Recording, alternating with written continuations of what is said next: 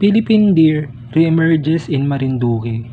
The Philippine deer, Rusa mariana, once presumed locally extinct after going unseen for decades, has been sighted again across several towns in Marinduque.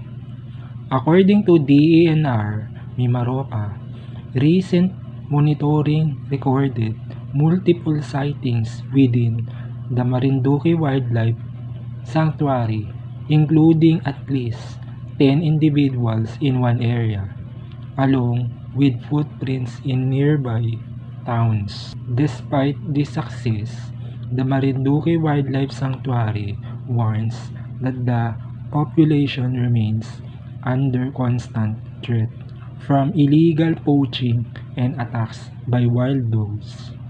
In response, officials have tightened enforcement of wildlife protection laws and partner with the UP Los Baños to conduct a formal population health study. Experts emphasize that the long-term survival of this second chance for biodiversity depends on sustained collaboration between the government and residents.